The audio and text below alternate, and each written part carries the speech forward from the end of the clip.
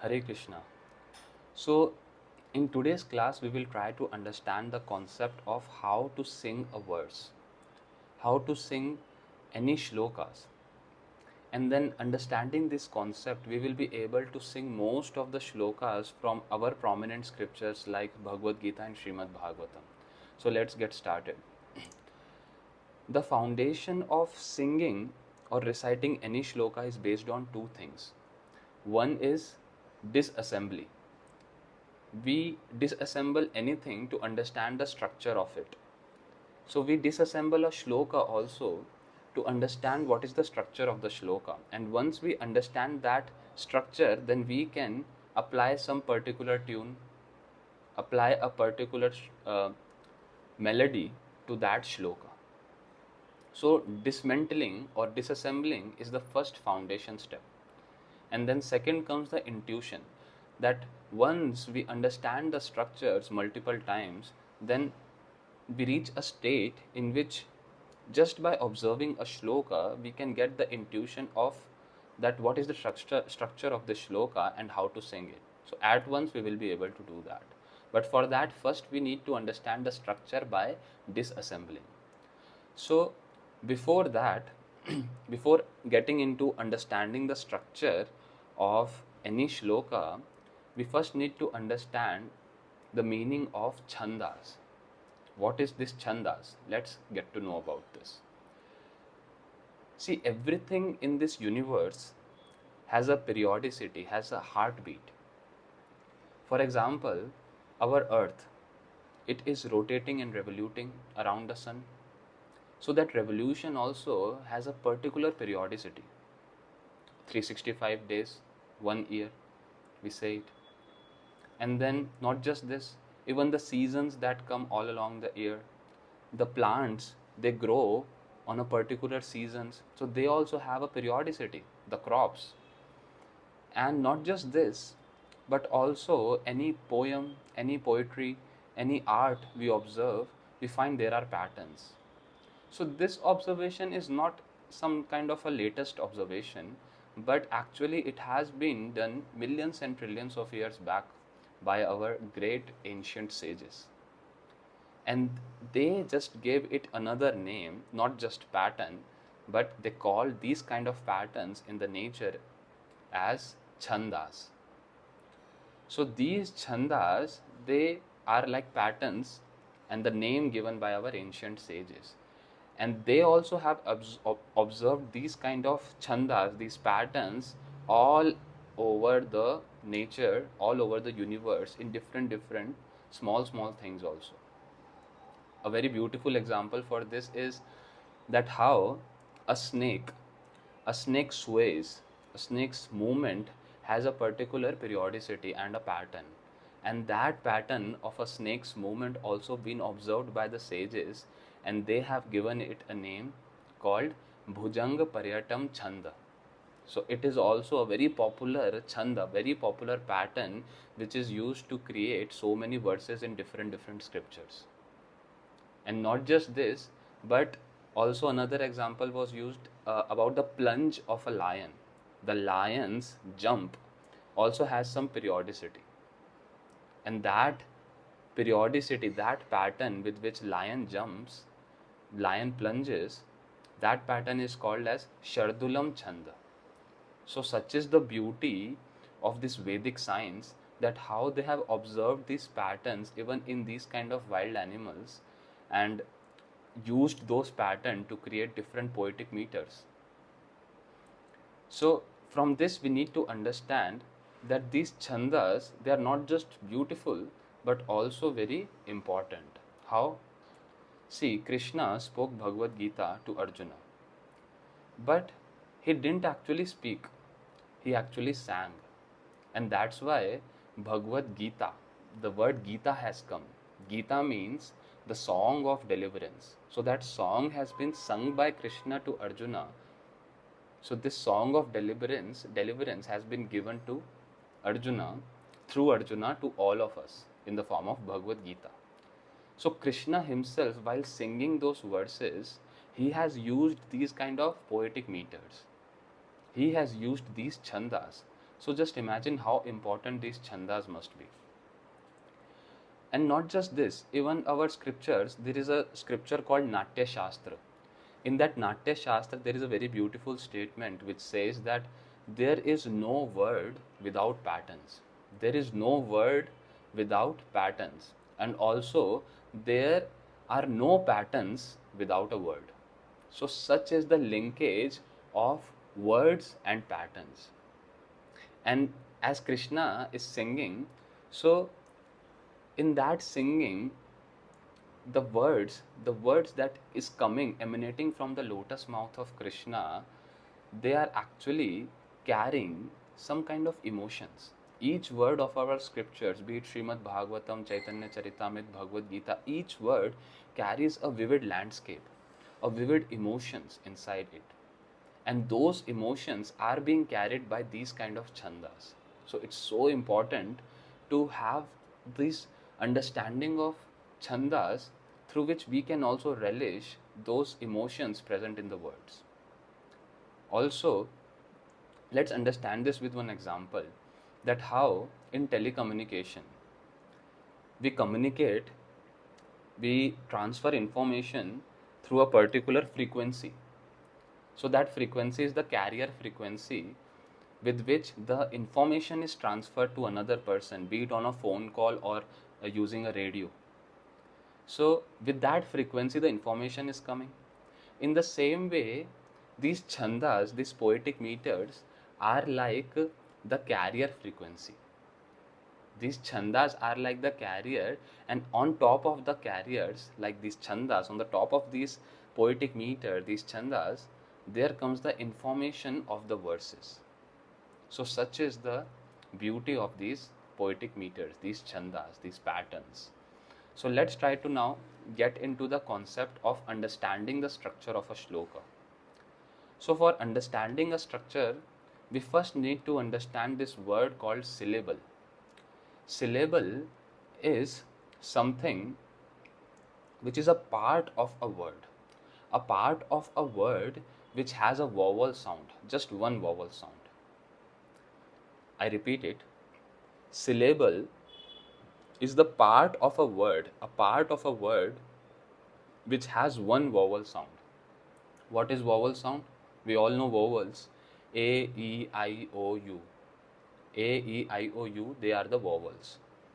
Now, let's understand with an example. A word mat. So this word mat, M-A-T, mat. In this, there is one vowel, mat. So this mat word has one vowel. So having one vowel sound in the whole word means there is only one syllable, because a syllable is that part of a word which has one vowel sound. So mat has one syllable. And when I say mattress, then there are two syllables. Why? First part mat and then tress. So mat has a vowel sound and the tress also has a vowel sound. So there are two syllables in this one word mattress, and there was only one syllable in that word mat. So I hope this understanding of a syllable is clear, because this is the most important thing, that we should know how to recognize that how many syllables are there in each word. Once we are clear with this, then we can move forward to understand chandas. Now chandas, as we just discussed, these are the patterns. These chandas, as per all the scriptures, there are 26 type of chandas. So many chandas are there. But don't worry, we don't need to get into all of those things. Among 26 also, there are 7 primary chandas which are used mostly in all the scriptures. And among all those 7 also, there are just 2 chandas which are used in our prominent scriptures like Bhagavad Gita and Srimad Bhagavatam. And especially Bhagavad Gita, if we talk about, it just uses these 2 chandas which are called Anushtubha Chanda and Trishtubha Chanda. Now Anushtubha Chanda, what it is?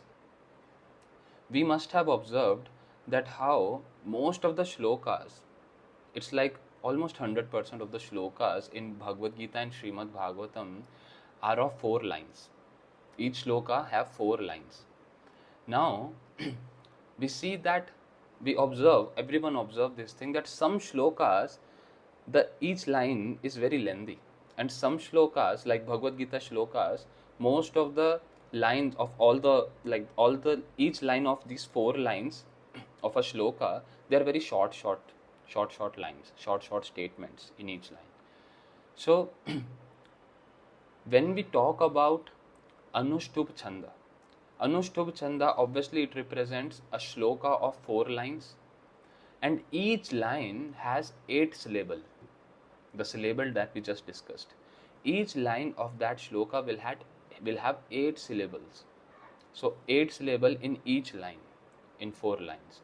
And Tristub Chanda, Tristub, Tristub Chanda, it has 11 syllables in each line, in each of the 4 lines. Now, the good part is, out of 700 verses, out of 700 shlokas of Srimad Bhagavad Gita, 645 verses are in the same chanda called Anushtuba Chanda, and rest others remaining are in Trishtuba Chanda. So if it is difficult for us to remember this name Anushtuba Chanda, Trishtuba Chanda, so then let's just make it simple by calling it as style 1 and style 2. Style 1 is Anushtuba, style 2 is Trishtub. The style 1 Anushtuba has 4 lines, each line has 8 syllables, and Trishtub has 4 lines, and that is second style, it has 11 syllables in each line. So this is clear. And Anushtup Chanda, the style 1 Chanda that we talked about, which has like most of the verses of Bhagavad Gita in that, not just Bhagavad Gita but also other popular literatures like Srimad Bhagavatam, Ramayana, Vishnu Sahasranam, and so many different important scriptures has most of the shlokas based on this style 1, which is Anushtup Chanda. So let's understand this now. We'll take an example of Anushtup meter. So Anushtup, that is style 1. One of the most popular verses of Bhagavad Gita, we all know, Yada yada hi dharmasya glanir bhavati bharata abhyutthanam dharmasya tadatmanam srijamyaham. So this particular verse, let's disassemble it. Let's see how to recognize it that it is of Anushtup, it is of style 1. So we'll take just the first line of this. First line is Yada yada hi dharmasya. So we will now disassemble it, understanding the concept of syllable. What was the definition of syllable? That part of the word which has one vowel sound. So when we say yada, ya is one, ya has a vowel sound. Then da also has a vowel sound. Then again ya, da. So 4 syllable we have found in yada yada. Then he also has e, that is a vowel sound. Then dhar also has a vowel sound a. Then ma, dhar ma also has a vowel sound. Then ya, sya also has a vowel sound. So when we calculate this, ya, da, hi, dhar, ma, sya, so it became 8.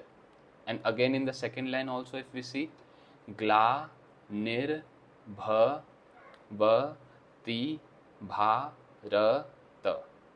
So again 8 syllables. So like this, we find that every line has 8 syllables. So for this, we will learn one tune. And learning that tune, we can apply that tune in all the shlokas which come in this category of style 1, that is Anushtup meter. So what is that tune? Na na na na na na na na yada yada hi dharmasya glanir bhavati bharata abhyutthanam dharmasya tadatmanam srijamyaham. So this is the tune that we need to memorize by reciting multiple times. And once we are done with that, then we can apply the same tune in different verses as well. Let's take another example. This is one of the most common verses that we all know. This is not a verse from Bhagavad Gita. This is from Shiksha Ashtakam sung by Chaitanya Mahaprabhu. But This also comes in that same style 1 Anushtup meter, and that is Trinadapi suniche na na na na na na na na taroriva sahishnuna amanina manadena kirtaniya sadahari. In this also we can disassemble and find that how it is also of style 1 only.